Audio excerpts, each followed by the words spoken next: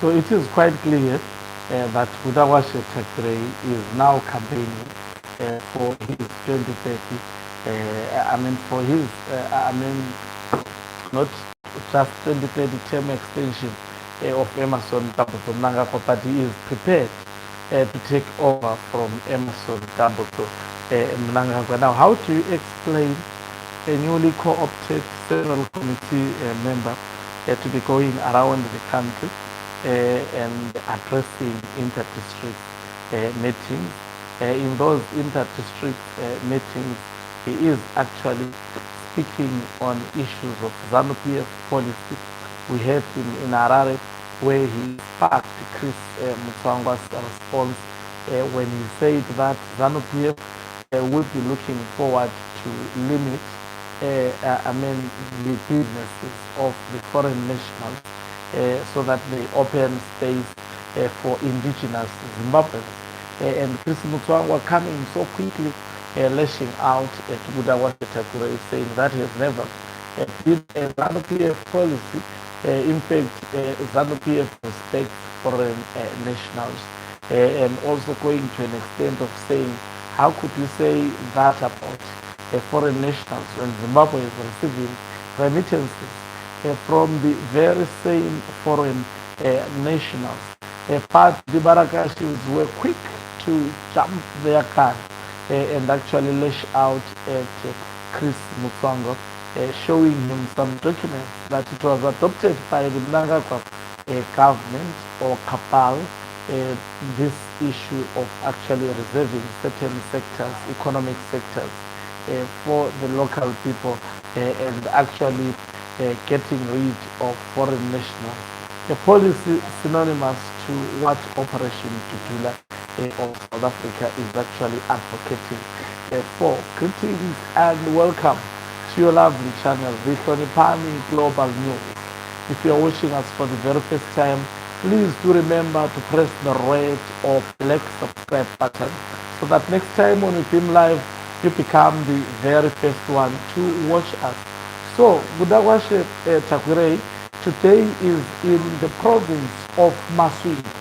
And guess what he is doing? He is addressing an inter-district meeting.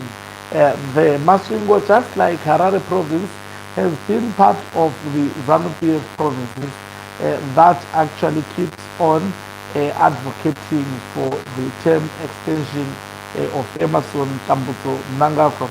This time around, they are welcoming Budawashe Tagwirei, perceived as an anointed successor of Emerson.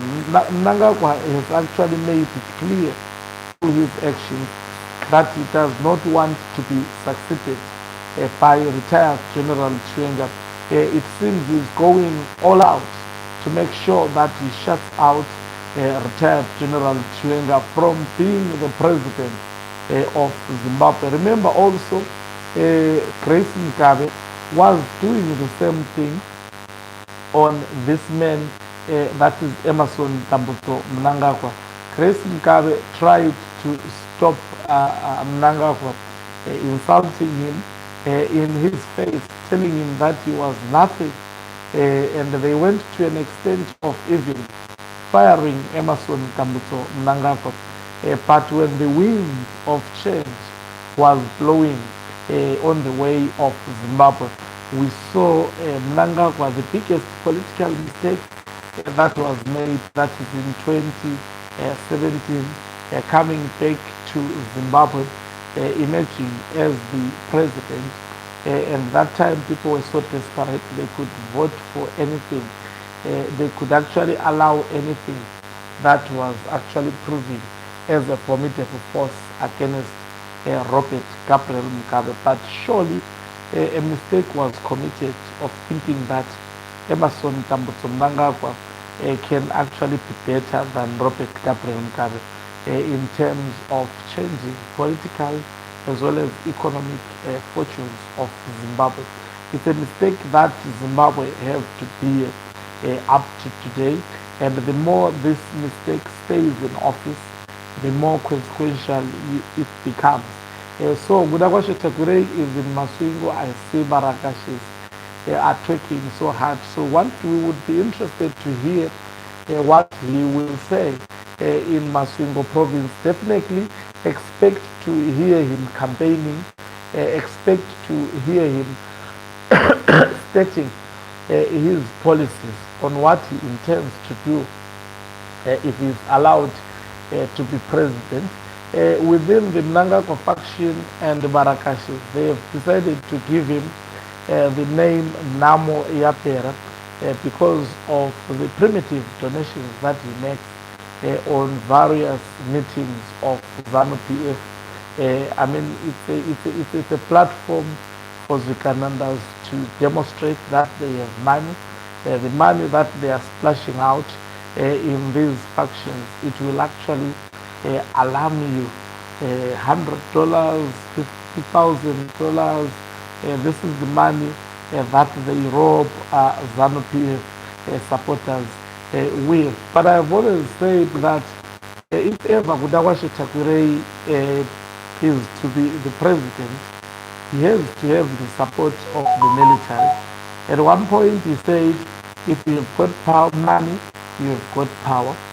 But in Zimbabwe, we know that it's not about money.